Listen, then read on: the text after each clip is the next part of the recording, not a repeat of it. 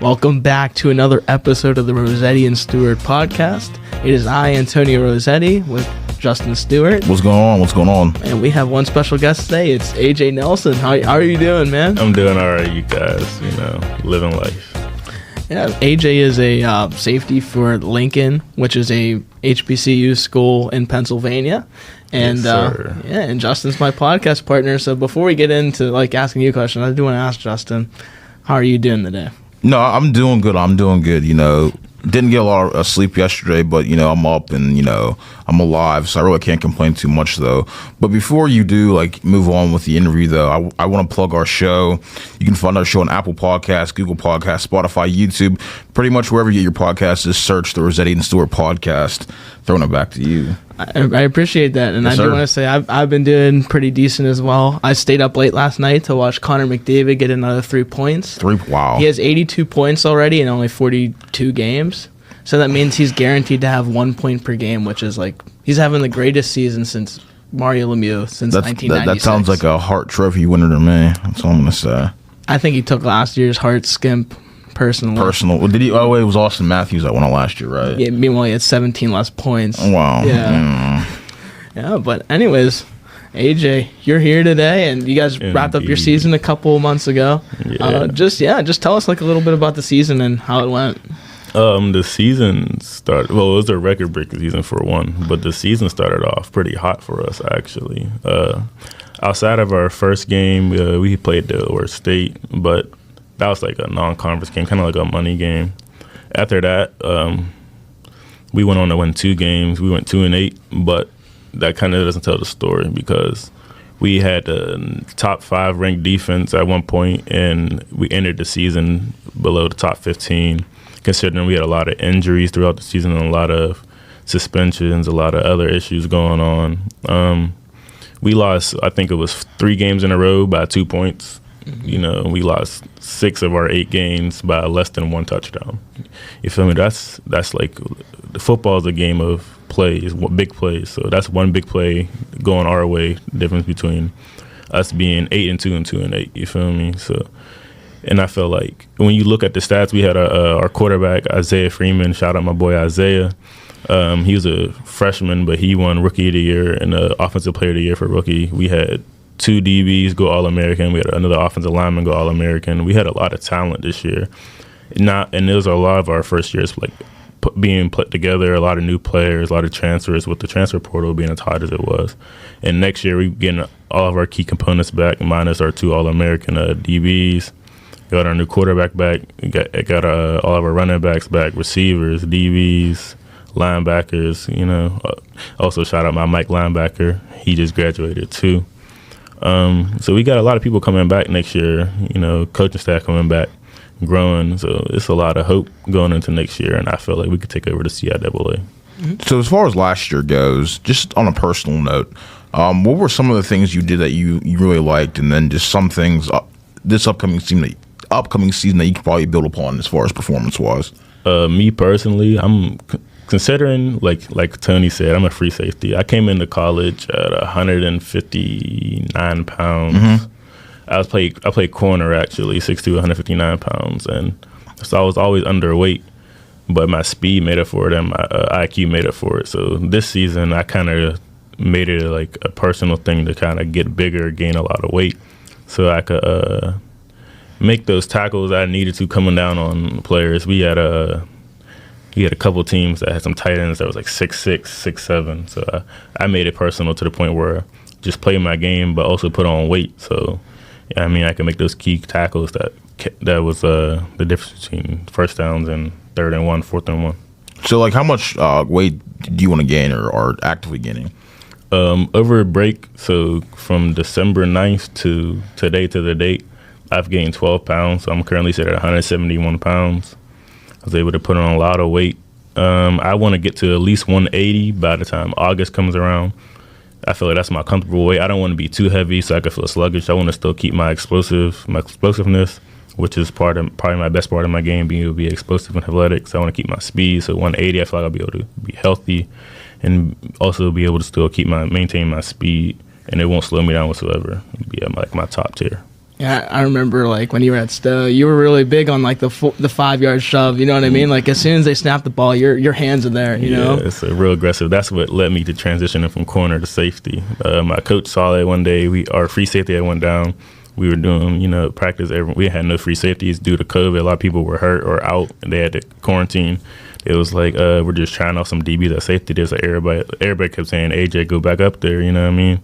It was like, you're one of the most aggressive DBs on the team, and then I fell in love with it. You know what I mean? Also playing in two-way, playing with teams like Laurel and playing teams like Westside Beaver and everything like that, playing heavy run conference teams. You know what I mean? So at corner, my senior year, I had 40 tackles, 2 forced fumbles, 3 interceptions. So it was nothing new to me tackling people, going against people like Ben Jackson from West Green. He rushed for over 1,000 yards each year, I believe. So that kind of like that, making that transition was easy. Actually, I feel more comfortable where I'm at now. So yeah, that's mainly where I feel like. So besides the whole weight gain thing, are there any personal goals you've set out for this upcoming season that you want to try and set to accomplish? Personally, I want to become all conference. It'll be my first time doing it in college. I've played 2 seasons. So this year I believe I can go all conference, all American. I feel like I could do it all. I feel like outside of that, I also want to try to lead the nation in picks. I want to also break the record for my school in picks. And on top of that, I also want to give up 0 touchdowns collectively, but also 0 touchdowns personally. I feel like if I could do that alongside my defense, I feel like there should be no reason we should be number 1 in the conference. Yeah. I do want to go back to like the whole corner to safety thing though. Just how was it adjusting going from cornerback to free safety? It was definitely a difference. Playing for anyone who plays DB, DB is probably outside of quarterback, probably the hardest position to play on the field because you're basically playing a game of cat and mouse. You're trying to adjust and read someone that's coming at you who has a script, and you're just going based off their actions. So you're used to only reading usually 1-2 receivers at a time at most. Well, depending on what system you're in, but you're used to reading 1 or 2 receivers at most, depending if you're a man or zone. Going to free safety now, I become kind of like the head of the defense outside of the Mike linebacker, the middle linebacker. He calls the box, but when it comes to the back end, you gotta kind of like be the general in a way and try to maintain all the coverages, make sure everyone's on the same page, having to see the whole field, be able to make reads. Now I'm essentially a quarterback of the defense because I'm making reads and I'm watching from the left to the right. Okay, if this guy goes short, this guy's coming deep, I got to make sure I get over here, but also make sure that corner over there is sitting in this spot because I know that number 2 is going to run a corner out, but I can't get there because of the post coming behind me. Trying to pick up that and everything, adjusting from just watching one person, it took a little minute. Probably took me about 3 weeks to get comfortable with it because, Tony, I pick up things quick. I'm a nerd of the game. I love watching the game. I could sit and watch film for hours and hours and hours a day. You feel me? Watching guys like Micah Hyde, watching guys like Minka Fitzpatrick, watching guys like Patrick Surtain at corner, watching him, how he plays the game. He's a true zone corner. He's a great corner. Xavier Howard, other guys, Eddie Jackson, guys like that. Studying their film. They play the game perfectly. So being able to watch that and kind of like apply it to my own game makes it easier. It also helps when you have amazing head coach and amazing position coach. My position coach made it 10 times easier on me. He broke down the game to me to a point where a toddler could do it, and he just let me kind of be me and play myself. So just following up on that, you're talking about being the quarterback of the defense. Maybe high school, maybe college at Lincoln. Who's like the hardest receiver, tight end, quarterback maybe even that you had to cover, like college or high school? On my team personally, there's probably about 2 receivers. We have a receiver on my team, Antoine Banks. He's about 5'10", 5'11", ran a 4.3, but we ran our 40s together as a team. I watched him jog the last 5-7 yards, and he ran a 4.3 both times. So it was ridiculous. Like, and it's like, okay, he's like just fast. No, he's quick. Like, like 0 to 100 quick. You can't keep open field. It's almost impossible to stop him. You think, oh, he's just probably one of those fast, smaller guys. No, he's really strong. He's one of our strongest guys. Like I've seen him in practice take hits from the middle linebacker, shrug him off, and keep running downfield. He doesn't go down for first contact. He works really hard. He's always in the gym, and he's really crafty too. Like with speed like that, it's kind of hard to like imagine someone being crafty but also technical. So it's like he could get to that top speed and shut it down at any moment. So in our defense, I have to come down and guard the slot. Trying to come down and guard him in open field where I have no over top help. It's like, all right, I know, because personally I'm a faster guy, but I'm like, I know I got to give myself some cushion because he's really creative. He could take a 10-yard post, but he'll run it at 12 to make me sell to go. So I'm thinking, oh, once he gets past 10, he's still going full speed. He's going to break it, but he'll snap it under me. And now I'm in a bad position because he's able to accelerate out of that break, and I have to flip my hips, and because I was second to like guys like that. And then there was another receiver my freshman year my sophomore year actually, from Fayetteville State. He was a real crafty guy. I forget his name, but he was really crafty. He was another smaller guy. There's a lot of the smaller guys that are probably the better receivers I went against because they're crafty. When being a bigger DB, bigger guys don't really bother me because they want to be physical. They want to be touched. They want to try to use their body to, like, they're used to playing against smaller DBs. But the smaller guys, they know how to elude you. They know how to make you stay true to your keys and everything that you're taught. You got to be real surgical with them because you take one any false step and they make you pay for it. Yeah, and I do want to go back to, like, your point saying you were a student of the game, and you're talking about people you played against. But I also want to ask, like, your freshman year, before we started the podcast, you mentioned how you were playing behind a cornerback. Mm-hmm. How important was it to, kind of watch people that have, played the game of college football for a while at that level? It takes a load off your shoulders because it gives you time because, like, going into college outside of sports, you're trying to learn and become an adult. So also being able to take that step back on the field and let those older guys guide you and give you their tips, and you could depict their brains and everything. Like I mentioned, Kentrell Pierce, he's probably one of the most tech-savvy DBs I've ever met. Real true to his technique, really true to his technique. He always knows little tricks and tips for each type of receiver. Like I said, in the beginning of the season, I had started because he had some transfer issues. And once he got up and running, he got comfortable with the defense. I had been there a little longer. And once he got comfortable with the defense, they'd send him to go. And it never was a moment in my head where I was like, oh, I should be playing over that guy. It was kind of like a collective, like, all right, he's going to play hard, I'm going to play hard. And he pushed me to be better every day. Having those older guys who could see the potential in you and they know what good is, they know what great is, being able to push you to that next level. It's really underrated because it's like if you don't have that guidance, you don't know where to go, you don't know where your ceiling is. But when you have someone above you or someone who's been doing it longer than you, who knows things, and they could kind of like give you those real life, like, it's like kind of like life tips, man. It's like it makes it like, I don't know, it's like it's such like a soothing type thing because you don't feel that nervousness, you don't feel that anxiety of like, oh my God, it's my first college football game, I don't know what to do. There's a guy starts patting you on the shoulder, hey, you good, you got it, man, we're gonna take this one step at a time.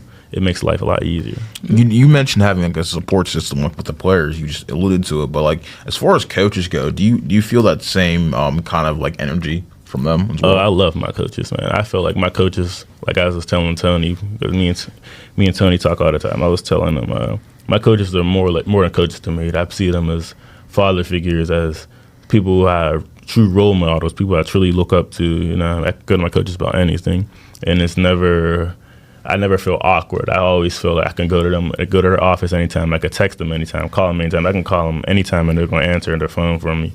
I could step up to their office, and I really felt brilliant because they bring their kids and everything to the game. They bring to the sidelines. They introduce us. They make sure like we're a family for them. We're just the same family as them.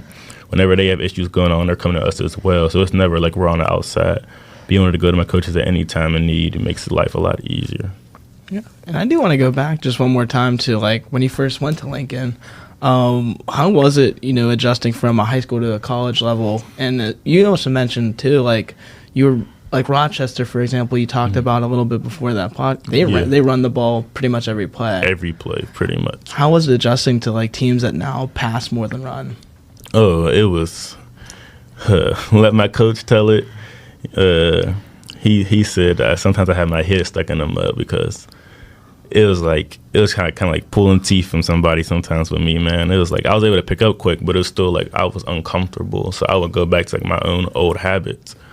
Making that transition from being in a run heavy conference where like we had about 2-3 teams who really aired it out to where now you're in a college and you're in a conference full of guys who were that guy in high school. So now every guy you're going against is that guy, and everyone has their own little tips and tricks that they do. Everyone has their own little techniques, and you can't take any play off because any play could be a big play, and it's on a bigger stage now. It's like making the transition isn't exactly hard, but it's definitely something you got to really focus on, something you really got to take your time with. It's not going to come easy, and it's not something that just like switches overnight. You really got to learn and grow and be a true student of the game. Because I feel like my biggest thing was, like I had mentioned before we had started recording, my biggest thing probably was like being on a stage where it's like I know I got help, but I know I could guard this guy one-on-one. I know I'm better than him, but you can't think that at the next level. Mm-hmm. Like I had mentioned, I had thought this guy is not bigger than me, he's not faster than me, not stronger than me. There's no way he beats me on this route. He was an older guy.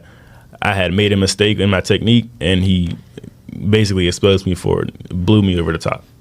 You know what I mean? And I never have a problem with admitting when I mess up. And I was like, and my coach made that easier on me as well. He, like I said, he kind of like guided me into the water. He's, you know what I mean? He saw, like, he kind of like, I didn't say go threw me in the deep end, but he put me out there. He trusted in me, and he let me kind of fend for myself and figure my way out. He never really once tried to pull back on me, or he tried to just like leave me out there. He surveyed me, observed me, made sure I was all right, gave me what I need to do, gave me the tools I need to do. As he would say, his bag is deep, and he would make sure ours is too.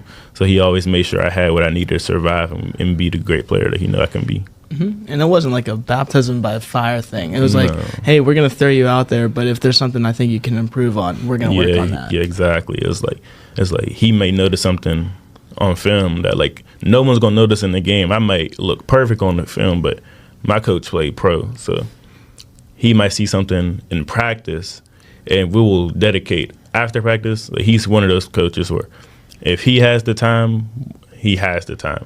So if he doesn't have a big meeting to go to or anything like that, or he's not in a rush, he'll stay after practice for 30 minutes, and we'll sit. He'll give me one of the resistance bands. He sees that when I'm backpedaling, my legs are too far apart. He'll give me the resistance bands, make sure I keep my technique tight so I can't get overstepped. You feel me? So he'll sit there, and we'll do that for 30 minutes after practice, and he'll sit there and talk you through it.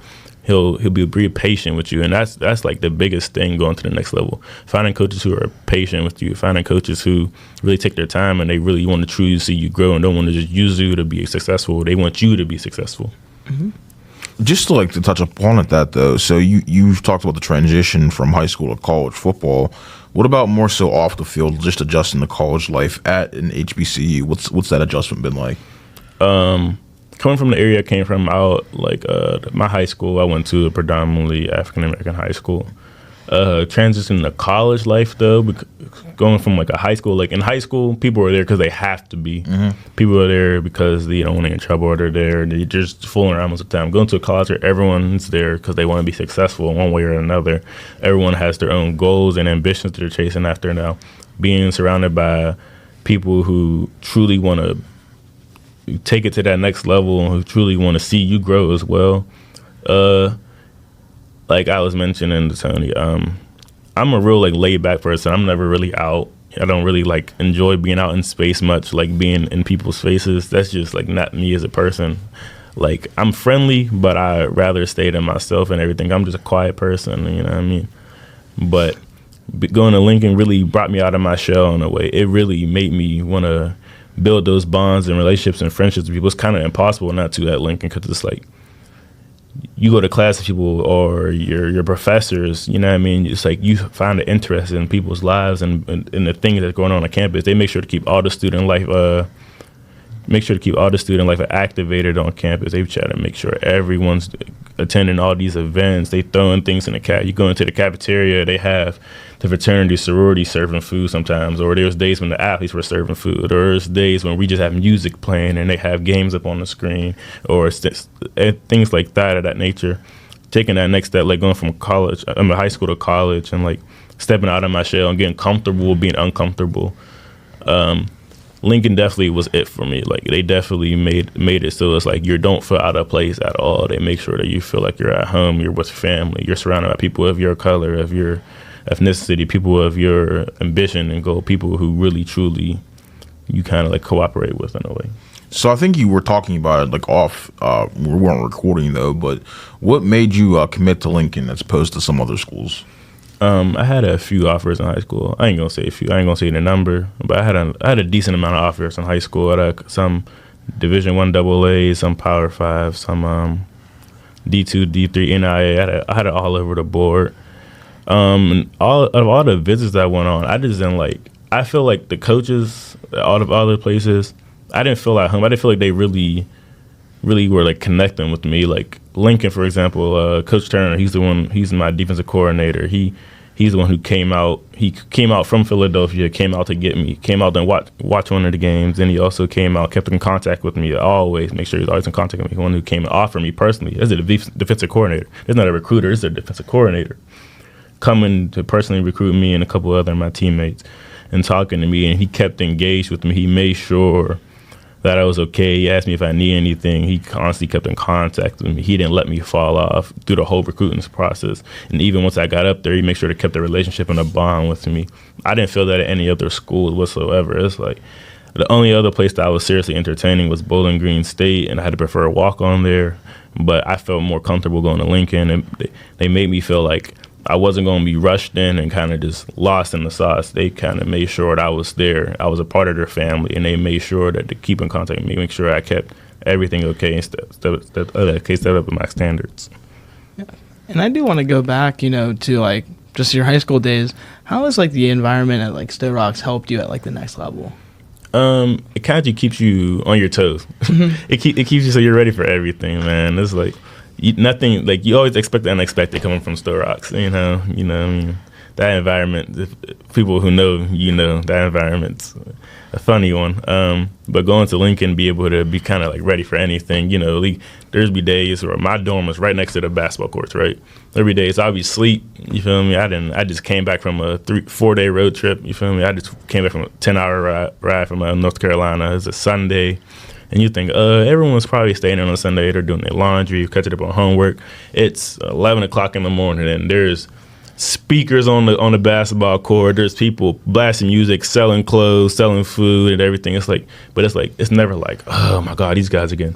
It's kind of like, okay, like, you know what I mean? They're trying to keep the campus alive, and like if you know Stowe Rocks, that high school is always alive. So it's like being able to make that transition and take that knowledge from there and kind of be like, okay, I've been through this. I could go through anything now. It makes life a lot easier. Mm-hmm. So was football always like your number one sport you wanted to play? Were you interested in other sports? So I've been playing football since I could remember. He's a hooper too. Yeah, so I've been playing football since I can remember. Okay. But I started playing like organized serious basketball. I didn't pick up a basketball to play seriously until my 9th grade year at high school. I managed to lead my team in points, rebounds, and I think field goal percentage as well. Like going through my senior year, I led my team to a state championship run. We ended up losing at the point to Osh, that great team that didn't lose a game for 4 years straight. Okay. We lost to them. But so other than the football, I played basketball like recreationally. Outside of football and basketball, I learned how to play volleyball. I played a little bit of baseball, never like organized, like intramural, playing with your friends who play baseball. Tony was a big part of that. I learned how to play tennis. Something I also I like field hockey, and I like ultimate frisbee. Being able to like use my athleticism, my speed, and apply it with my IQ.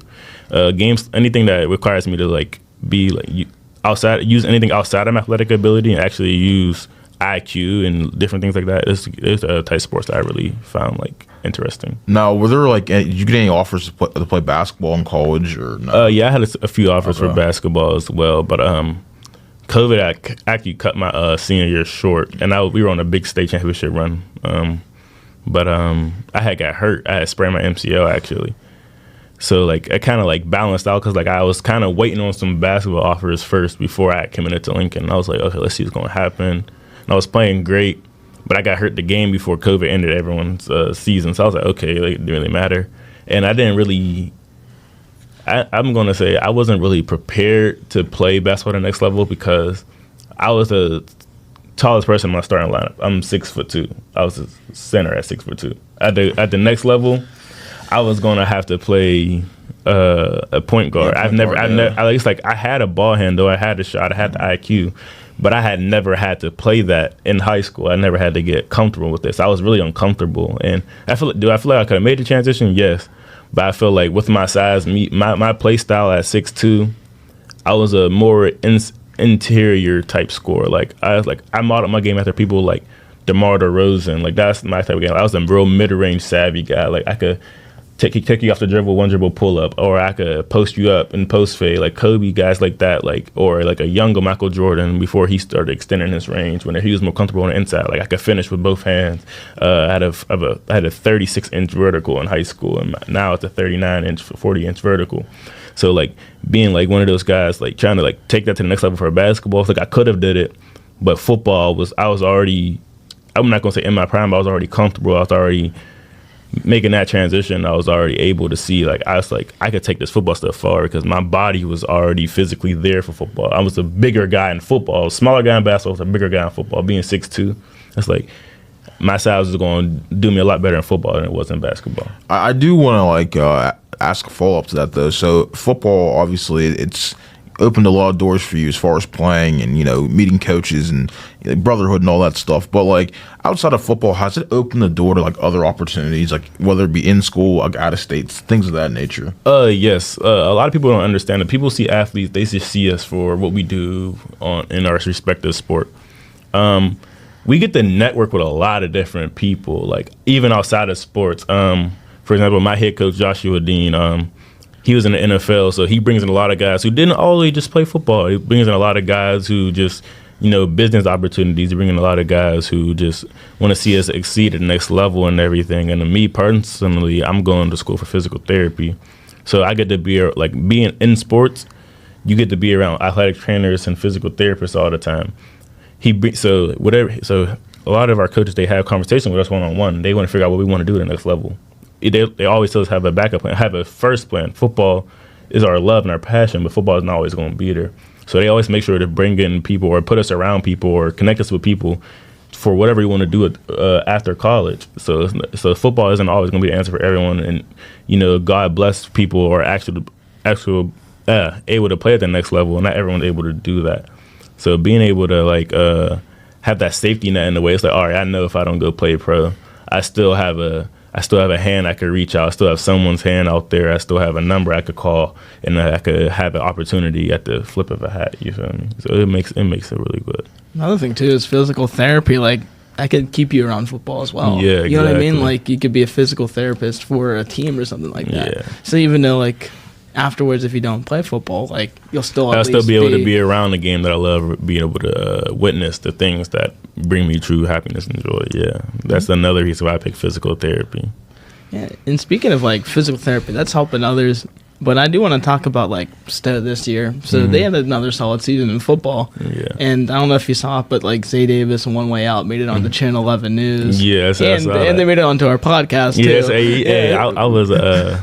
I was happy to see that because being one of the guys, I'm not gonna say I was a pioneer for it, but when One Way Out first came out, if you actually go to my Twitter, or if you follow me back on Twitter back then, my name was One Way Wink. Mm-hmm. So we were like a big group of everyone who started that kind of era, and it was just a Stowe thing at first. You know what I mean? It was just like we're a group of people who this is our way out. This is the way where we plan on elevating ourselves and making it out of this place that a lot of people don't think we can make it out of. So like with Stowe and everything, in a way, it was like when seeing them blow up this year or even last year, like as sophomore, juniors, and now the seniors, seeing them blow up and finally coming into the light and they're getting the opportunities they deserve, man, it makes you like it's like the most wholesome feeling ever because like, those were our young guys. Like I was a senior when they were freshmen. seeing them and watch them come up and be able to step into the limelight and get all the opportunities that they have coming for them, man. It's like it's like kind of like a big brother watching his little brother go. You know what I mean? And I feel like those guys, they're truly like talented, and they could really take it as far as whatever they want to. Yeah, and another thing too is you mentioned your younger brother Amir too as well. Just talk a little bit about him and how it is seeing him play basketball at high school level now. Me and my brother are 4 years apart, so like physically I was always a little more gifted than him because he was always 4 years behind me. You know what I mean, like with his body. But now being that he just turned 16, he'll be 17 soon. Seeing his body kind of catch up to him and everything, and he was always like, he's like me. He was always like a real student of the game. He loved, like, he always all my games, any game that my mom was at, he was there. If he didn't have his own middle school or elementary games, he was there. Anytime I got back from a game, he would sit and talk to me about how my games went. He would sit and watch my games back with me, sit and watch NBA games with me, or I would come down from, say, I'm in my room all day, I'll come downstairs and I'll see him on the TV watching different games, watching older games. Like, you think like, okay, my brother was born 2006. You think he's watching Stephen Curry and everything like that. I'm watching him watch Reggie Miller. I'm watching him watch guys like young Ray Allen when he played for the Supersonics and the Bucks. I'm watching him watch guys like young Jordan or anything before that, Magic Johnson, you know what I mean, Steve Nash. I'm like, he's watching these younger guys. I'm like, who does he know about this? But you sit and talk with him, it's like, oh, wow, he really, truly loves this game. And then seeing him develop his own personality and his own ambition for the game really, too, is truly astonishing. Because it's like that's my younger brother, but it's like I see him as an equal now, you feel me? Because it's like I respect him for who he is. He really, truly works hard for everything he does. He's a little still trying to figure it out, being that, like you said, he's coming up under those guys, Josh Jenkins, Zay Davis. He's coming up under those guys and everything. So like the opportunities weren't always there because they were the guys and everything. He was younger than them. But now him in his junior season, he's starting to come into himself. He's starting to figure out himself and figure out his role. Like I was just telling you, I went to his game yesterday and I watched him pull a three from almost the white hash line. It was like crazy to see it because I remember he was the little kid who was nervous to go up with a layup because he didn't want to get blocked.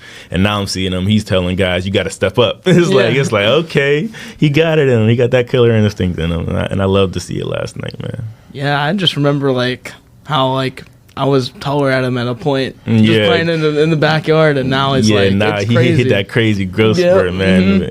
Man, me and Tony go way back, man. 2018, man. 2018, man. It's been a minute. My brother in 2018 was about 5'3", 5'4". He's standing at about 5'11", 6 foot now, and he's 16. So that was crazy to see. And that's a crazy growth spurt. And my younger brother as well. Your younger brother's the 6 foot, 6'1", so it was like that's crazy. Watching our younger brothers grow up is like it kind of makes you feel like a warmth in your heart, man. Yeah. And then there's also that time where they get too competitive. Yeah, they get too competitive, but you got to remind them that we are the big brothers. Yeah, we are the big brothers. Yeah, but anyways, I think that's a good transition point to maybe talk about the NFL now. And you want to do like NFL predictions, guys? Yeah, I mean, I know you sent me that Google Drive or Google Doc thing on the email, so we can kind of just start there. I mean, we can do. I missed those. I used to send those all the time. Yeah, you're messing up, man. No, I'm just joking. No, but the first game, obviously, we have the Seahawks and 49ers. And, just to kind of backstory, I mean, the Seahawks, what a year they've had. I mean, Geno Smith broke Russell Wilson's all-time passing yards, single season, 30 touchdowns. I mean, great year. Obviously you have Lockett and DK Metcalf as well. 49ers, we already know they're loaded almost at every position. It's kind of ridiculous. Brock Purdy, he's played well. I mean, you have that too. So, with that, I think the 49ers, I think they're going to win. I think the Seahawks will give them a fight, but I think San Francisco's going to pull away late. I feel like San Francisco doesn't have a weak spot on their offense. No, they don't. They have really good veterans in every single position. They're a greatly coached team. That team is like the most whole team in the NFL right now. They always have been for the last 5 years, even with all the injuries and everything. They were missing a few guys. They're a team that's constantly in the division or the conference championship every single year. They're always fighting for a position. They're always number 1 or number 2. Yeah. And if they're number 3, they're not far from number 2. That's a team that you can never sleep on, especially with Harbaugh being their coach. And then picking up McCaffrey, And Debo this year taking that step and everything. I heard he'll be back healthy for this game too. No, yeah, I think he's gonna play. So. Yeah, and Brandon Ayuk had over 1,000 yards. Brandon Ayuk had a real standout season, man. So I feel like that game was like the Seahawks. They're a great story, but like they're not on the level of the 49ers this year. We saw that earlier this year when they played. We didn't even mention George Kittle or freaking Christian McCaffrey, dude. They're just stacked. George Kittle's I feel like those are guys that you know they're there. Him, yeah, so those are guys you just know they're going to, when they come up, they're going to play. Those are the two guys you don't mention them, but you know they're going to do their thing. Oh, for sure. I mean, I'm guessing you're taking the 49ers too. I'm going to talk about the Seahawks. I'll go for it. Geno Smith. Remember in college, put up 70 points against Clemson with Tavon Austin. Mm-hmm. He's a problem. You got DK Metcalf. You got Tyler Lockett. Kenneth Walker the third, too. Kenneth Walker had one of the best second halves of the season. Well, could go away with, Offensive Rookie of the Year right there. But here's the thing. I'm still going to go with the 49ers. They got to go with the 49ers. Because we already talked about it. I mean, Deebo Samuel is your second best wide receiver statistically. And he was a hybrid last year. He could run the ball. Yeah, you saw him breaking. Yeah, he could do it all. And run, throw, and pass. That's he did throw too. He got my boy CMC, who's literally part wide receiver, part running back. Oh, he is. It's like when the Venom symbiote gets you. Like you're both now. You know what I mean? So it's Christian McCaffrey.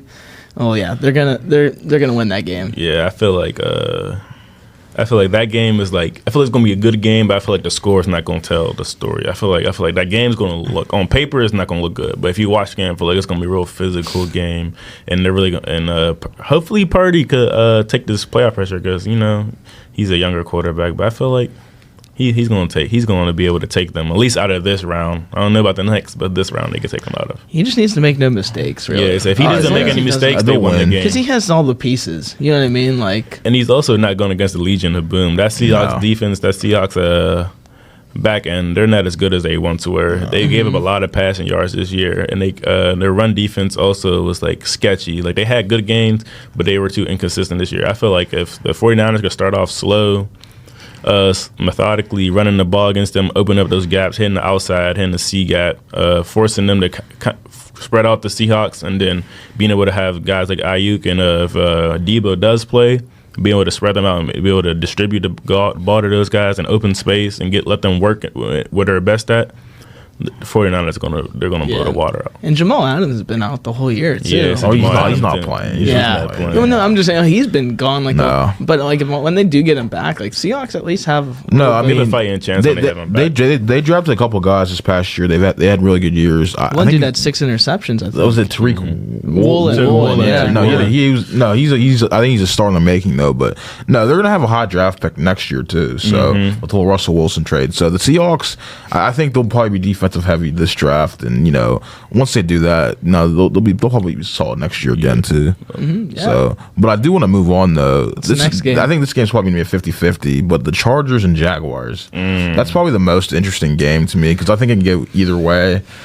But I want to go first on this one. Here we go. This could be very cold, but it also could be the hottest take of all time. All right, so Trevor Lawrence. You know what I think about when I think of Trevor Lawrence? I think of Natties. I think of national championships. I remember that game against Tua Tagovailoa where he completely went off. You did? Well, here's the thing.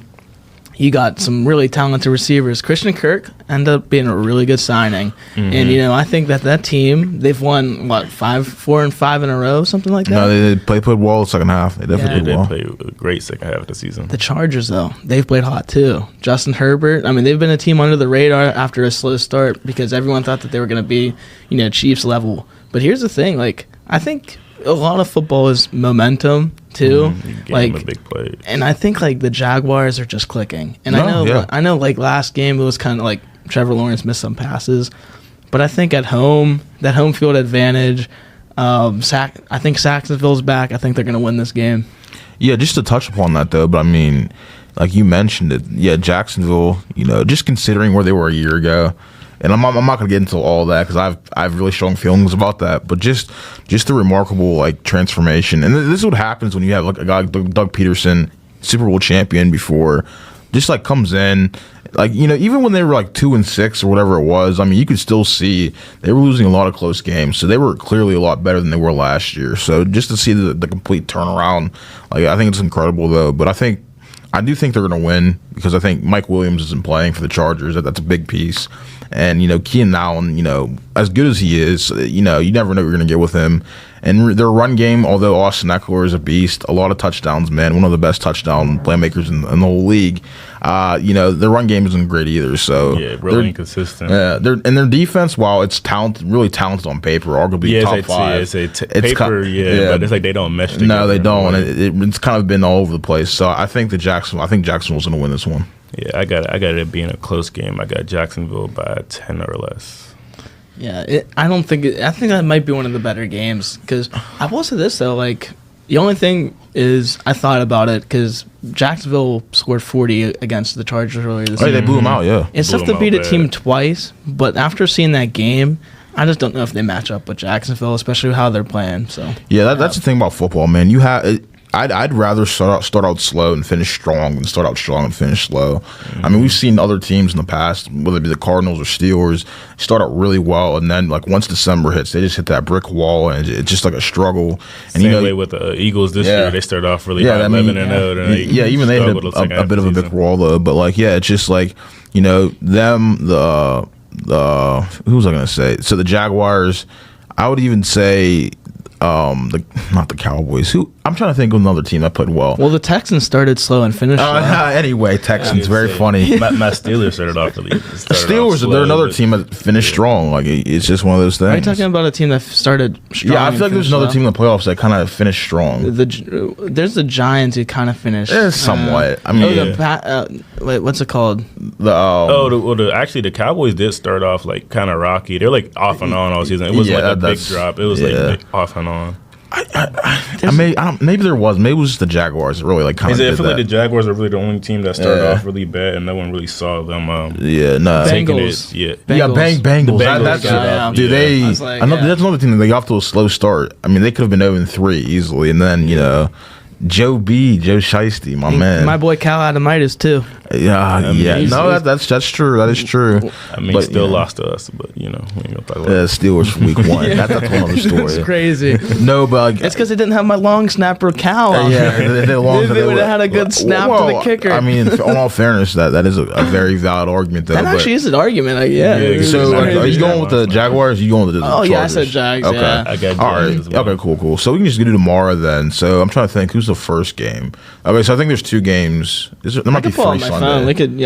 It's all right. No, the Miami Buffalo. That's the first game. I'm taking Buffalo. I'm taking Buffalo. There's really, I mean, listen, no Tua, not even no Bridgewater. I mean, I respect Skylar Thompson. I'm sure he's a gamer. I'm sure he's very competitive. But if you watch last week's game against the Jets, man, that was a struggle. Yeah, so they couldn't. They literally put up 3 points. It was 9-6. That was the final score. Yeah, I just needed you guys to score a touchdown. Well, yeah, I needed. Yeah, you're relying on 38-year-old Joe Flacco. Good luck with that. Yeah, exactly. I just needed you guys. Hey, he had more Super Bowls than Philip Rivers. So. That is true. That is very true. I'm actually a fan of Philip Rivers, but but I my picks up, and I will say, Skylar Thompson, the heart of Manhattan, Kansas, a Kansas State. But this is a different animal here. It's the NFL, man. This is the Buffalo Bills. I like Skylar Thompson. I think he's a competitor, but I don't know. Here's the thing. I've seen a lot of quarterbacks struggle against the Bills, and I think he's secondary. Considering how damaged that Bills secondary is, they're still playing top tier this year. Considering they lost Micah Hyde and now DeMar Hamlin's down. Yeah, I was just gonna say. And no Von Miller either. Yeah, no Von Miller. At a point, Dane Jackson was down because he came down. He came in for Tre'Davious White. Yeah, good save, but. They still have managed to stay consistent, and they still have managed to mesh together. I feel like that's going to be a big part of tomorrow's game. I feel like the Bills could stop them, the Dolphins trying to spread. And I think, is Tyreek Hill still out too? I'm not sure. I think he'll probably play that. Yeah, if they could stop Tyreek Hill and Jalen Waddle from spreading the field out, that game's gonna go south really quickly. Yeah, I mean, I just think it's gonna be the Bills easily. I think with the whole DeMar Hamlin thing, I mean, you saw the Bills last week. It was a struggle, but like I think they'll be more like settled in this week, and I think I can get pretty ugly. But on the flip side, I will say this: while I don't think Miami's gonna win. Josh Allen is prone to have like a clunker game from time to time. So if he has like 3 picks or 2 picks or something like that, I could see Miami hanging in like for a little bit. But this is a game I just think Buffalo's just going to win, and I think at least 2 touchdowns. Honestly, I don't think it's being pretty ugly. Unfortunately, 2 touchdowns at the least. Now, if Tua was playing, I think they might have a shot, but no. Tua had a standout year before he got for all the injuries and everything. He was having a really good year. No, he was one of the best quarterbacks in football. People were saying he was almost a MVP candidate. Oh yeah, he was for longest. Yeah, he was MVP candidate, and he really clicked with like Hill and Waddle. Yeah, so what Tyreek Hill's had his most receiving yards, I think, almost ever this year. No, I think that was his career year this year. Yeah, his career year. He stepped out of Kansas City. He was able to go down there and click with Tua and everything. But no Tua, no Bridgewater. Yeah, I don't see the Dolphins keeping it close at all. Just a side out before we go to the next game. Quarterbacks, if you get them that receiver, like it's shown. They take that massive leap. We saw what Josh Allen Stephon Diggs. Josh Allen. I mean, shoot, you get those guys. I mean, even Kyler Murray, DeAndre Hopkins for to an extent. I mean, you saw his game go up. So I got one for you. Joe Burrow, Jamar Chase. That too. Oh, yeah, you know what's coming in next? Yeah. Kenny Heisman and Jordan Addison. Oh, give me it right now. I knew Make that. it happen. I should have known that. Make it happen. Kenny Pickett and George Pickens. That's going to be a connection. That's going to take it to the next level. That's even outside of like even with when you see if you take it to the Browns. Whenever this year Deshaun got back and him and Amari Cooper were on the same page for the last couple of games of the season. Even against us last week, they were clicking. That's his go-to receiver. You get that quarterback as his one receiver that he feels comfortable with, and it got that chance to take it anywhere as far as you want. No, for sure. And the thing with Pickett too is like I was saying, like in college, he was so good with that over-the-shoulder throw to Jordan Addison to on like a backside fade, and then it gets like. He's doing it with Pickens now you got a bigger receiver who has catch radius is is insane. As long as you throw it within like 20 yards of him, he's going to try and go get it. Exactly. You know what I mean? I was looking some statistics up, acting like you now, Tony. George Pickens, he had a 77% catch radius against contested catches. That's insane. The highest next behind him, I think, was 55. Which is 20% difference from a rookie. Yeah, from a rookie is insane. Yeah, and he got more touches when Claypool. Yeah, once Claypool was gone, he really came. He's starting to step into his start. I feel like next year is going to be his breakout year. No, I agree. I think he'll definitely. I think he'll hit over 1,000 receiving yards next year. 10 touchdowns wouldn't surprise me at all. So he'll be definitely a key component of that Steelers team building next year. Who else plays tomorrow? Giants and Vikings. Yeah, that was the next game. Yeah. So I think you saw in the thing. I'm taking the Giants. You're taking. I'm going upset special. I'm taking the Giants. Upset special. Yep. I feel like if Kirk Cousins could limit his turnovers and make his throws, I feel like the Vikings have an easy game. They can get Dalvin Cook going, but like you said, if Kirk Cousins doesn't have one of those outstanding games, he's known to have those too. What they say, primetime Kirk.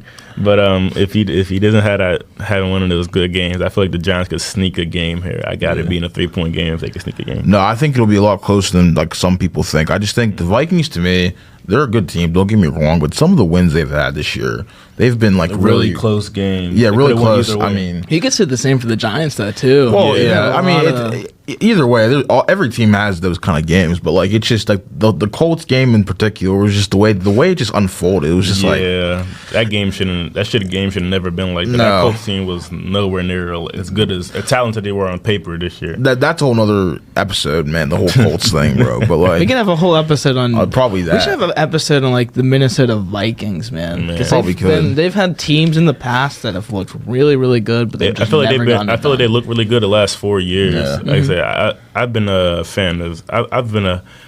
I'm not gonna say I'm a fan of the Vikings, but I've liked watching the Vikings since Dalvin's been there. Okay, since Kirk went there in 2018, I've liked watching them and everything. And anyone who plays me in Madden, they know I use the Bills and the Vikings.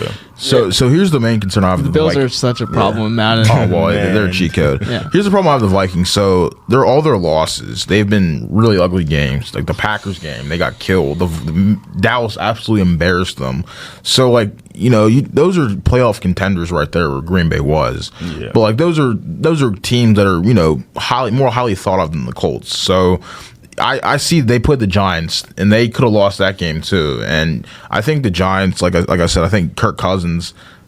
I think we're gonna have a clunker tomorrow from Kirk Cousins, and I think the Giants, clock management, eating up that clock, giving the ball to Saquon Barkley.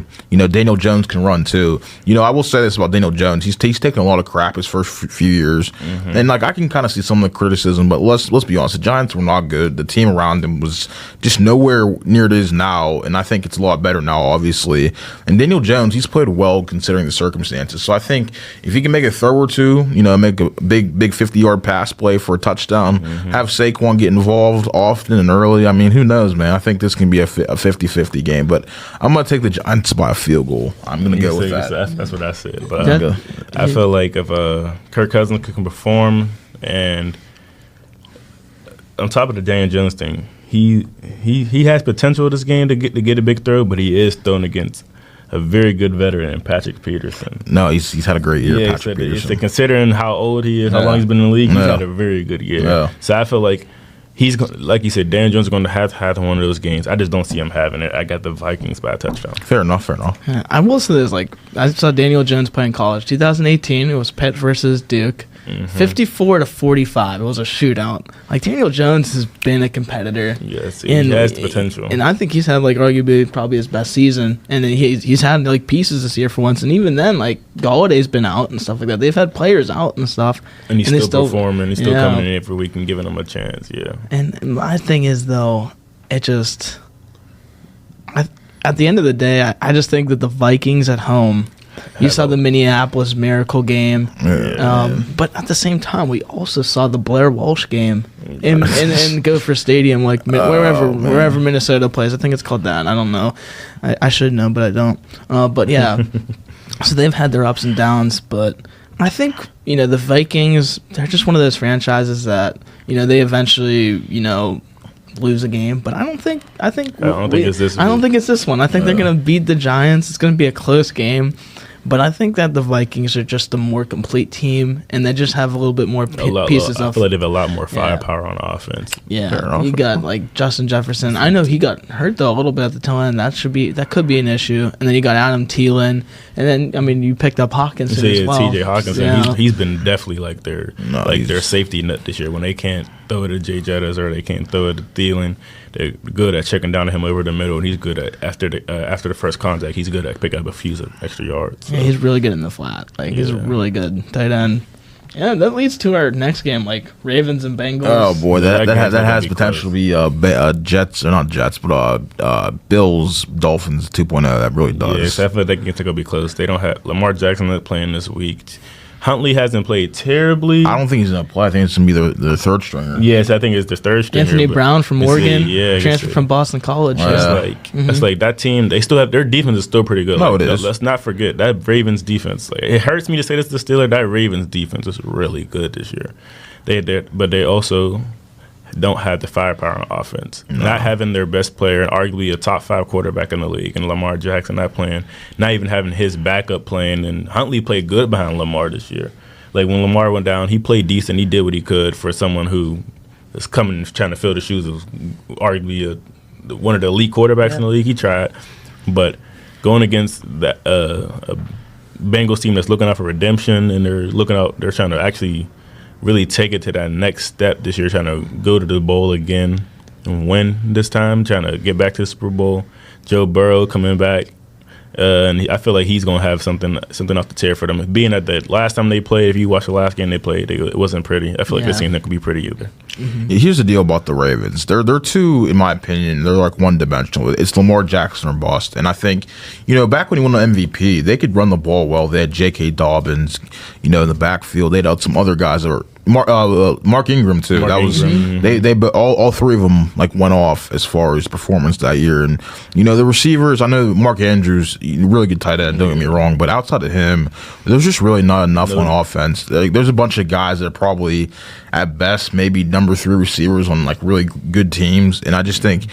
I still am scratching my head. They got rid of Marquise Brown, and he was their best receiver. And I whether or not the reasons why he left, I don't know. He got a lot of criticism for being inconsistent. But he had over 1,000 yards receiving last year. I just think someone like that, you just can't get rid of unless you're getting something like another receiver that's on par or better. I just didn't understand that move. I mean, they did pick up Deshaun Jackson though. Listen, great. 10 years ago, that would have been 10 years amazing. ago, but yeah. like, come on. Guys in So his 30s, yeah, with so. that being said, the Bengals, they're on a roll. You know, they're healthy. Their offensive line's been playing much better. They do need to get their run game going a little bit more better. You know, Mixon's obviously a very good back, but just a little bit more consistency there. Passing game's not going to be a problem. You already know. I With feel like they lean on Joe Burrow a little too much. They don't incorporate that run game as much as they should. Like, they become one dimensional at times. That is true. You know they're going for their big play. You know Joe Burrow's going to try to make that extra effort a lot of time, and instead of just hand it off to the back. Joe Mixon is top 15, top 20 running back. No, he is. Yeah, and he has Pirine too behind him. They said he got Pirine behind him. You know, fun fact, they both put Oklahoma together. They did, yeah. They said back they up got there, they too. got a lot of potential with that running game there. I feel like they can get that running game started and force the Ravens to be true, and they don't become one-dimensional. I feel like that game's not going to be pretty. Yeah, I mean, as good as Baltimore's defense is, you have to cover, you know, Jamar Chase, T. Higgins, Tyler Boyd, good luck. That's all I have to say. Yeah, so. Then you got Joe Burrow. Oh yeah, Joe Cole, Joe Shiesty, Tyler Boyd, by the way, Pitt. That's a Pitt guy right there. They're scattered all across the league, right? Yeah, that's what it is. Yep. We're familiar with Clareton. I know Eddie went to Canavan. We're not gonna talk about what Clareton does in my high school. Wait, time on. I forgot. I actually did forget you guys played them your senior year. We're not gonna talk about that. Okay, we're not gonna talk about it. Whatever you do not look at any time Clareton was in at Heinz Field. We're just not gonna look. We're not gonna look. Watch that game. It was when it was called Heinz Field, by the way, not Ackerson. Exactly when it was called Heinz Field. You know what's funny? Like when I said like we're all familiar with Clareton, I forgot you guys played them. I was like, that game wasn't pretty. Yeah, that was. Now looking back, that was kind of a backhand right there. My fault, man. It's cool. It's cool. Hey, shout out to those Clareton boys, man. They are really good though. They're definitely pretty good. Hey, you were the kicker too for the team. Hey, I was the kicker. Oh, you kicked. I play a kicker, corner, and a receiver. Kicker, wow. He's a renaissance man. I actually won us a game. So Ohio State could have used the. I'm not gonna go there. Hey, that's my favorite call. Hey, get at me, man. No, I'm just messing around. No disrespect to the kid that missed. I'm just joking with you. But going on, we can probably get a Monday night game. I'm guessing we're all Cowboys and Bucks. We're that the Bengals and Bengals, yeah. Bengals. Oh, I do want to add just one more thing with the Ravens too. Like you mentioned, the Marquise Brown. You have Devin Duvernay and Rashad Bateman, but they're still like young wide receivers. Yeah, no, but right now they're like, right three guys. Yeah, I'm just saying they have like they the have ceiling. They have the they're not there yet. Yeah, they're not bombs. It's just they're just kind of not there yet. So. Yeah. But I mean, like going to our Monday night game though. So this one, I think we're going to disagree here though. But I'm going to take the Buccaneers tomorrow, and here's why. So Dak Prescott. You got the greatest quarterback of all time on the Bucs. So yeah. Well, first of all, here's what I'll say. I'm not a Tampa Bay fan. I really don't think they played that well at all this year. At all. They just happened to be in a division that was kind of lackluster. We're gonna be nice about that. But Brady, listen, I understand there's a whole discussion about whatever. I think considering his age, I think he had a really good year, but at the same time, it was not a good year, if that makes any sense, by his standards. So the Cowboys, like he alluded to a little bit earlier in the podcast, they're like kind of Heckle and Jide. One week they look like the best team in the NFL, and then another week they look like they shouldn't even be a playoff team. And if we saw the last game they played, Washington absolutely destroyed them with Sam Howell. Who he played a good game, but they got killed. So good. And when I have a bad feeling about the Cowboys. I think they're obviously the better team on paper and performance wise. They've played better than Tampa this year, but I just have one of those feelings Tom Brady. I think he's just going to do enough to have Tampa in the game. And whether it's a late game drive or, Dak's been throwing a lot of picks too lately. And that's another issue too. He really hasn't played well as of late in their run game. I think Dallas, in order for them to be comfortable and successful, they have to run the ball because there's a stat out there. I don't have it off the top of my head, but when Dallas runs the ball effectively and well, they're pretty much going to win most of the time with Prescott under center, but with Ezekiel Elliott and Tony Pollard. But if you have Dak throw 40, 50 times a game, you're pretty much in trouble. Yeah, and, we see his last game, he was 10 for 38, like 2 picks. It was probably the worst game I've ever seen him play. No, it was his worst Yeah. pro game. Let's be real about Yeah, it. it Like, was. You throw for under 30% completion percentage or whatever it was. That's pretty bad. Well, at one point, you were considered one of the better backs. I'm not a back, one of the better quarterbacks in the league. No, I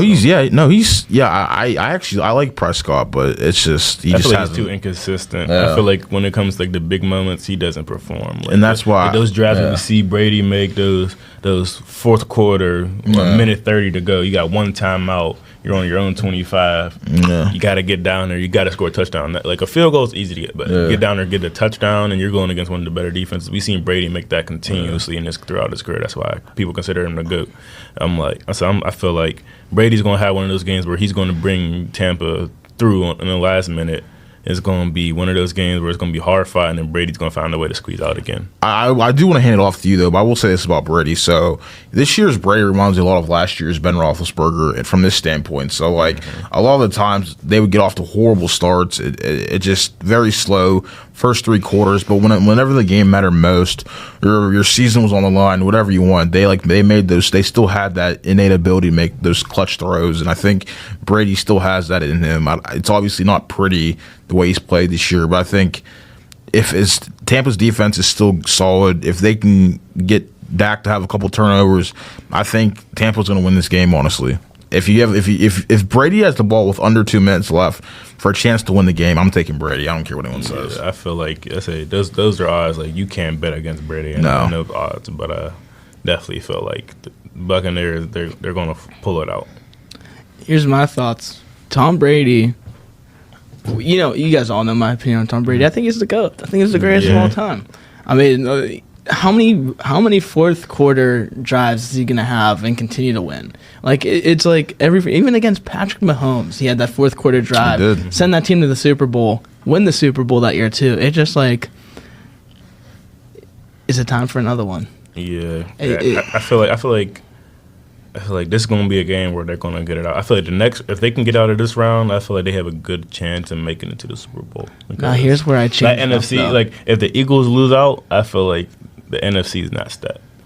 No, Like you said, along with the Giants and the Vikings, they're really inconsistent. Then the 49ers, if one of them can knock out the 49ers, that Bucs team has a good chance of making it to the NFC Championship. all it takes is one upset, and Tampa Bay, I can see a legit shot to the Super Bowl. As crazy as that sounds, I would not be surprised. He said you can never doubt Brady. No. you can never doubt. You him. can never doubt Brady, but here's where I go 180. Not everything has happy endings. You got to remember that. That's fair. Look at Drew Brees. You had the whole thing with the Rams. That was his last chance.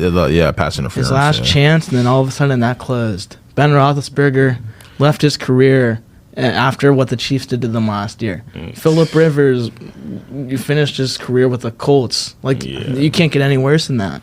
And here's the thing, like, not everything has a happy ending, and I know that like this could potentially be his last year. I don't think he's already had 7 Super Bowls. I think this time it's not going to be glamorous, and I think that the Cowboys are going to win a very close game. I think Prescott's going to rebound from his last very weak performance, and I think that the Cowboys defense will be able to, I don't want to say shut down, because like Mike Evans a couple weeks ago had that big game. I think it's going to be a close game, but I think the Cowboys are going to do enough to give Brady a loss, which is tough to do in the playoffs. No, I mean, I wouldn't be surprised. Like I said, I think Dallas, they're the better team. They're definitely the better They team. hypothetically, they should win, but we don't do hypotheticals here. We have to play the game. So, do I trust?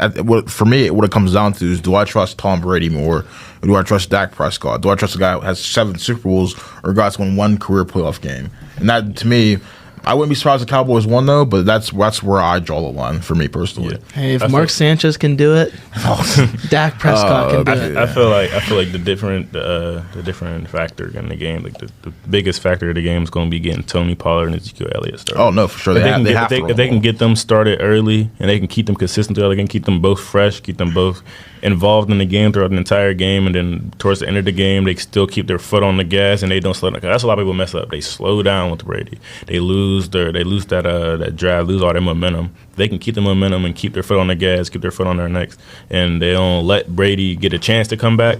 I feel like that Dallas team has a chance to win, but I just feel like someone's going to go wrong on that Dallas sideline, and Brady's going to find a way. I don't want him to. Like, everything in me doesn't want Brady to. Because it's like, you're the GOAT, man. What else do you need to prove? But it's like, I feel like somehow, some way, Brady's going to find a way.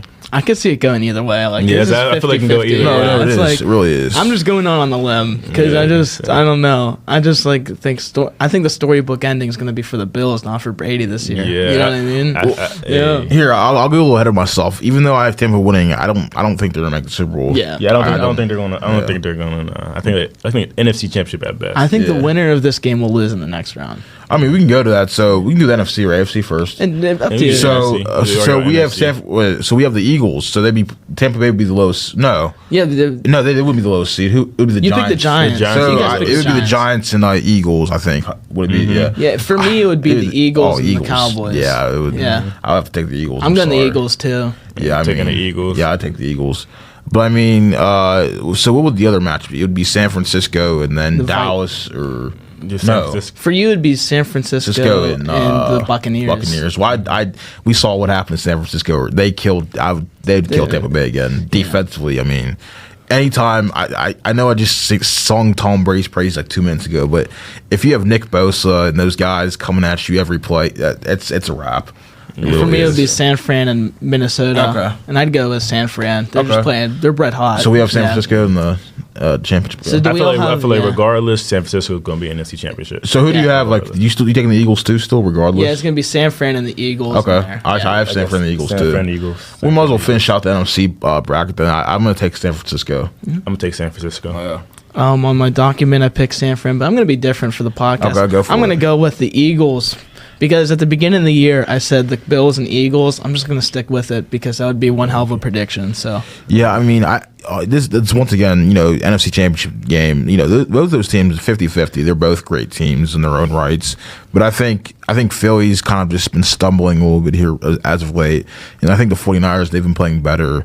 And I think ultimately, San Francisco has just a little bit more talent on offense, just by a slight margin. And I think. Deebo Samuel, CMC, George Kittle, Brandon Ayuk, that's like 4 really good guys right there. And, A.J. Brown, Devontae Smith, they've been solid. Miles Sanders been solid too. But I think ultimately, I'm about to give the edge to the Eagles, or not Eagles, 49ers, but I would not be surprised if the Eagles won. I'm going to give the 49ers right now. I just think, just with the Eagles, they just have, They won a few years ago, and then you just have players like Jalen Hurts and Devontae Smith, who are just winners. And I just think that team is just, and their defense is stacked still. No, their defensive line especially, they're really stacked. They're really deep. Yeah, they're insane. They get 5 or 6 deep. It's ridiculous. Jordan Davis, Fletcher Cox, they're just and they're all that whole group is having an outstanding year. But I feel like the determining factor in this game is going to be Jalen Hurts. Yeah. Is he going to step up to the plate again and be the winner that he's known to be, and he's going to take the Eagles where they need to go? Good point. And that's what it comes down to. We all know A.J. Brown's going to have a hell of a game. There's no doubt about that. He's been playing outstanding this season. But it's going to be Devontae Smith. That's going to be the determining factor.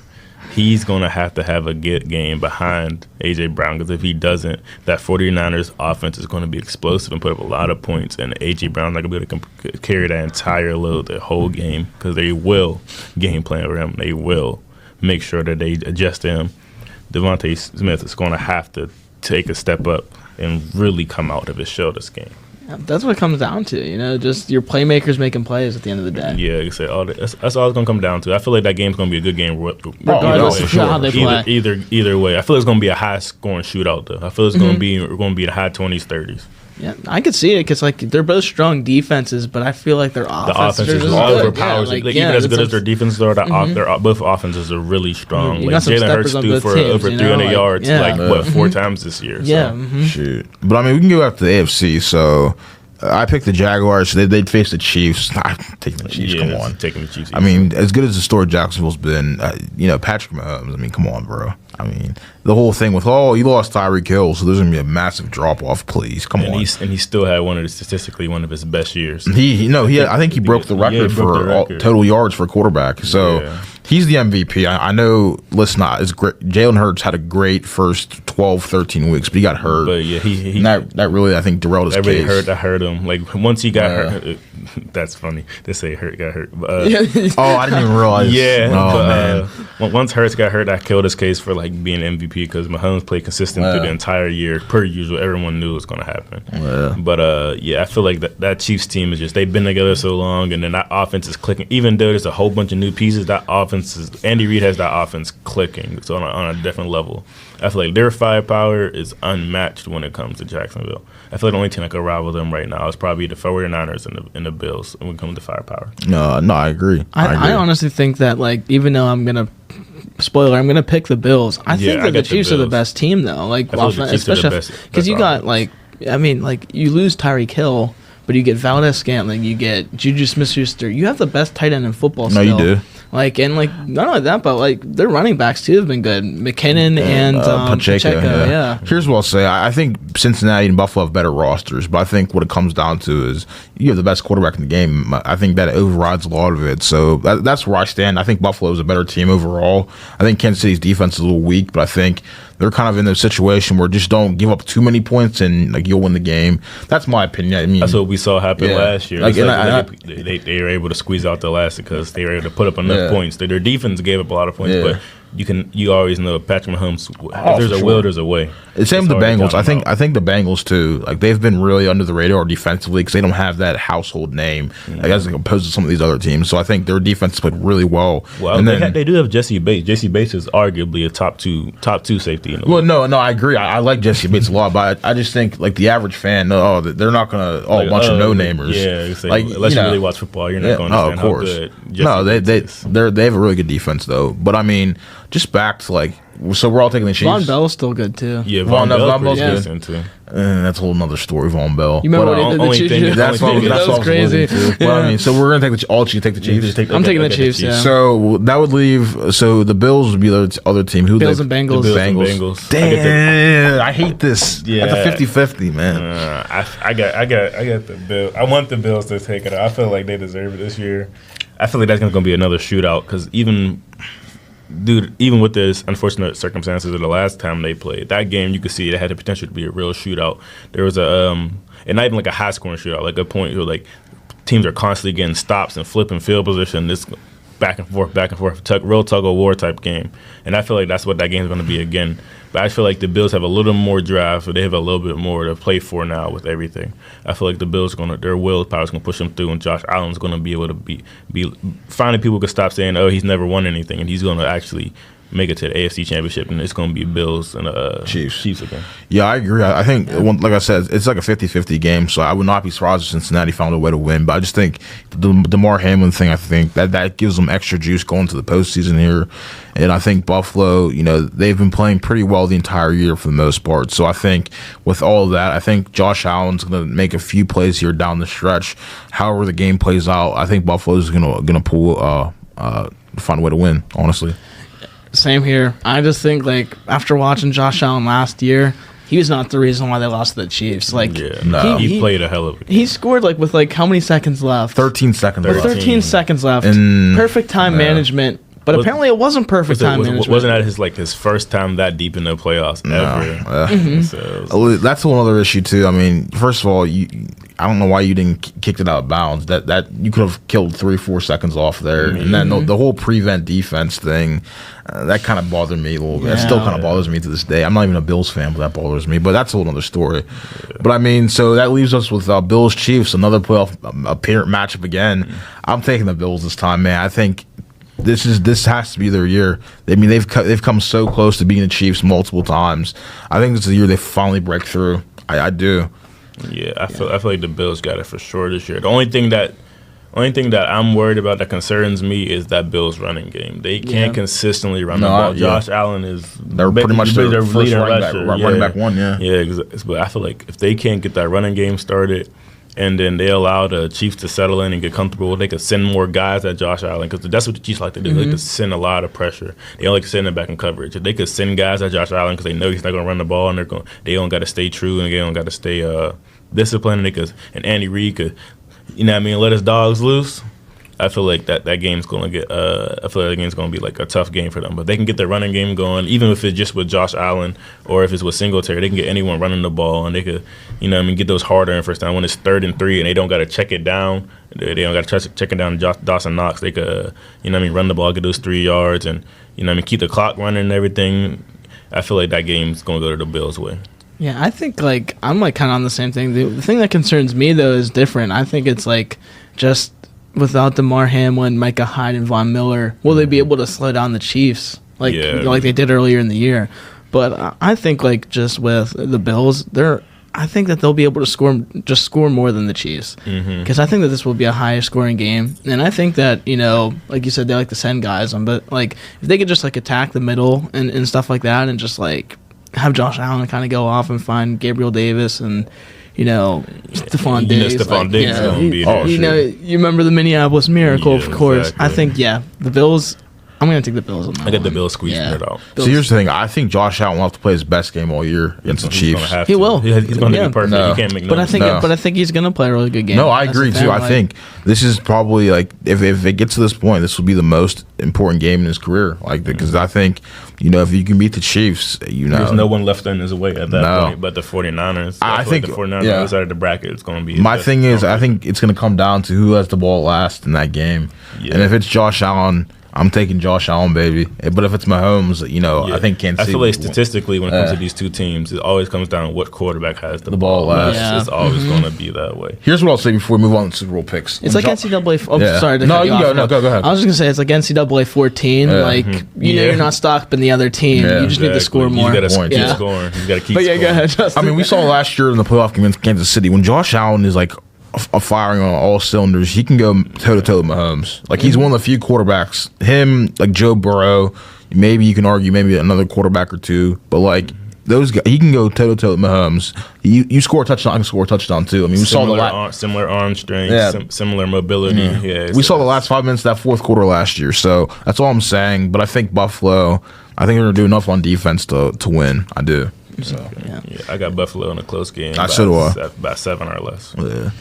That leads to our championship game. So what we have San Francisco. I think we all. I picked the Eagles. Okay. So we got Bills. We all get the Bills though. In the but I'm gonna win. I'm just gonna say it. I'm not even gonna explain it. I'm just gonna say the Bills are gonna win it, and it's gonna be a storybook ending. Because that's just why. That's just why it's gonna happen. There's not a. It's I'm not gonna sit here and tell you about the data. I'm gonna. Honestly, if you've made it this far, I think I have to go with the Bills at this point. Definitely. I think this is the part where I think Brock Purdy. I think the big moment's a little bit too big for him. I think at this point, and I think Buffalo. I think San Francisco has better weapons on offense overall, they don't have the better quarterback, and I think that's going to be the killer for San Francisco, in my opinion. And then plus, I just think the whole DeMar Hamlin thing, like I said earlier, I just feel like it's just destined for the Bills to finally break through after all the BS they've had to endure, even going back to the 90s with all those Super Bowl teams. I think this is finally their time to actually win a Super Bowl. So I got to ride with Buffalo all the way, baby. Yeah, I definitely got to take Buffalo all the way, all the willpower. And Hamlin's strong; they're going to take it. Absolutely, Bills country. That's right. What's understood don't got to be explained. Shit, definitely got the Bills. Yeah, they're winning it, especially with Dane Jackson still on that defense. Dane Jackson definitely took a huge step this year. Yeah, he looked really good this year. Yeah, he took a huge step this year. I liked him this year. No, but that was our playoff picks. But do you want to do the McCutcheon thing real quick? How long have we been? We've been on for an hour 18. We can always push it to the next one. We can do like a 5-10 minute thing. Let's talk about it. McCutcheon's back. Pirate again. Especially if you're from Pittsburgh, you'll know. But Andrew McCutcheon's back for me. This is great because, obviously this team isn't the 2015 team. This team's still going to miss the playoffs. But it's excellent PR. It really is. You're getting Andrew McCutcheon back. That's nostalgia right there. I'll say it. I said it on the podcast before. I'll say it again. That 2015 team at 98 wins, second best record in baseball. If there wasn't a stupid one play one-game wild card. Yeah. That team matches up with the Royals. Yeah. In fact, you can make the argument that their rotation was better, their bullpen was better, and their offense was definitely better. Like, that team, other than the Cardinals, was the best team in baseball. And I really think that that team could have made strides because that team was better on paper than the Mets too. That was a tough year for that's for sure. No, here's what I'll say. This upcoming year will be the 10-year anniversary since the wild card game. So I'm not saying they'll be a playoff team, but I'm just saying I'm not that's all I'm saying. So I mean, but listen, like the whole McCutchen thing, I think it's cool.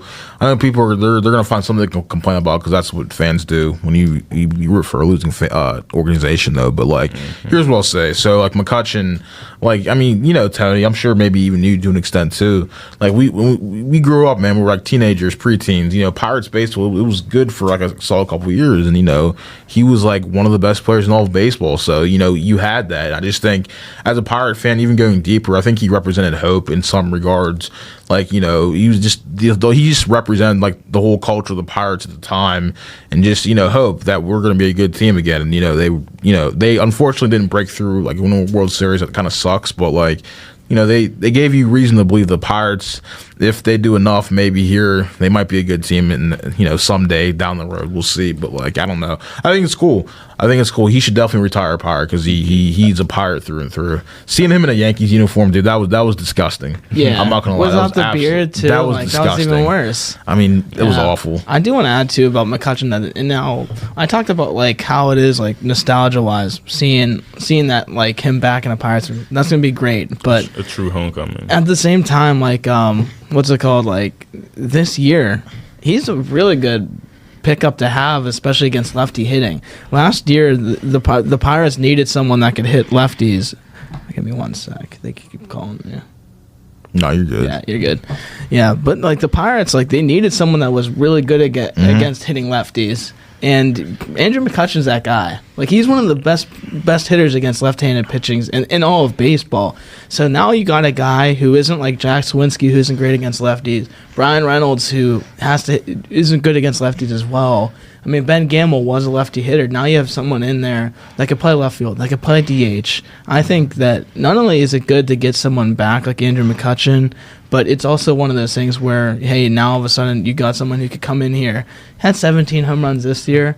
I mean, I know he's at the tail end of his career now. He's going to retire as a Pirate, but still, it's actually a good upgrade. He's still a good veteran. He's still going to be needed in that locker. That's what I was actually going to say that. So I think McCutchen, even more so than his performance, I think the whole veteran thing, I think you need someone like him that's going to command respect and demand respect too. And I just think the Pirates desperately needed that. Not that they've had veterans in the past, but just knowing with the impact that McCutchen's had, I think he's one of the most respected guys in all of baseball. I mean, I've read about it, I've heard people talk about it. People in Pittsburgh love him here. So I think with guys, he can mentor guys like O'Neal Cruz, Brian Reynolds, those kind of guys, your best players. And I think, in all, I think it's a good signing for a lot of reasons. More so for the veteran presence, in my opinion, than the performance on the field. I think that would be more valuable because the Pirates need someone that's actually played for the Pirates and that's actually experienced what it's like to be a good team. I think that could help a lot more than I think we all realize, honestly. Yeah, definitely. I feel like he's gonna come in there and he's gonna be able to like lead those guys. Like though they, like you said, they may not make the playoffs, probably not, but like he's gonna be able to lead those guys and kind of like put them where they need to be. And even if this is his last year, he plays one more year and everything, those guys it's like having, even win or lose, having a vet in the room and someone who's a hometown hero. Like everyone loved Kutch when he was here originally. Everything, having him back in the bullpen is definitely going to benefit them one way or another. Yeah, for sure. Unmistakably. And like, I'm just looking forward to seeing him back out there. And like, I'm not going to go here and tell you, the Pirates are going to be the best team in the league. I mean, but I will say this. You signed Carlos Santana. You trade for G-Man Choi. They just signed that South Korean pitcher the other day. Like, he's going to also one of the higher rated Korean prospects out there. And then, like, you also signed Rich Hill, too, is another veteran you have. They at least have made strides to. There's still a glaring gap at like the catching starting position right now, but you have Endy Rodriguez and Henry Davis who will eventually fill that gap. And then O'Neal Cruz, I mean, if they didn't care so much about money, he could have won Rookie of the Year last year. So I think at least like obviously they did improve last year. They won one more game. They won 62 instead of 61. But here's the thing: I think that they're going to win more than 63 this year. I think, call me an optimist, but I think this team, especially I think with the younger players, they can develop. Like O'Neal Cruz, like Brian Reynolds can be good again. Their rotation, Mitch Keller, Ronesy Contreras. I think they can push for 70 games, if not win maybe a couple more than 72, 73. I think they can. I know that might sound crazy to some Pirates fans, but I do believe, like, if this rebuild's like as advertised, and if everyone in the front office is being serious, like, this is a year where they need to show like significant improvement. No one's saying we have to win the World Series and make the playoffs, but just show some improvement. That's all I'm saying. And their rotation too. I mean, you have Mitch Keller now, and you have Mitch Keller had a really good second half, and then you had JT Brubaker had a really good second half, and now you add Rich Hill to that rotation. I know he's not like. He's 43 years old now. No, but he still at least is a good pitcher. For a guy in his 40s, he had a solid year last year, so that's all I'll say. Yeah, and then I know Vince Velasquez, like, he's not like at least, but he's better than what they had in the pen. That is true. And Yarlin Garcia had a good year. He's going to be a good setup guy. So they have at least addressed their issues. Yeah, that's the biggest part of any rebuild in any sport. Just taking those small steps and trusting the process. As Joel Embiid says, just trust the process. Trust the process, yes sir. Trust the Yes, process. You just gotta stick it through, and that's kind of like how that same thing I'm going through with Lincoln. We're rebuilding. I feel like if you just trust the process, stay true to it, and keep working hard, I feel like you said, we're not expecting the Pirates to go and try to win the World Series this year and anything. We just want to see some type of improvement. Like you said, I believe the Pirates could win 70, 75 this year. If everyone is as serious as they say they are, 70, 75 wins definitely this year. Fair enough. I mean, I think that's a good ending point. Unless you have anything else to. Oh no, I'm good. Thank you for joining us. Yes, sir. AJ. Yes, sir. My boy, I had to come through whenever I had the offer. Yeah. Yes, Definitely sir. appreciate you guys having me here. Absolutely. Great people, man. Great people, man. Great people. Great vibes. Yeah, if you ever want to do a podcast in the future for free, whenever, just hit him up. I'm sure we'll figure something out. Yeah, let's do it. When I'm home from school. No, yeah, you definitely have to come back on. Shoot, though. But I mean, that was the Rossetti and Stewart Podcast. Thank you for watching in the future. If you do happen to watch or listen on Spotify, Apple Podcasts, Google Podcasts, YouTube, wherever you get your podcast from, just search the Rossetti and Stewart Podcast. Wherever you get your podcast. Wherever. Find it anywhere. Anywhere. Even YouTube. Oh, man. Even YouTube. Yes, even YouTube. For Antonio Rossetti, I'm Justin Stewart. We'll see you next time. Bye.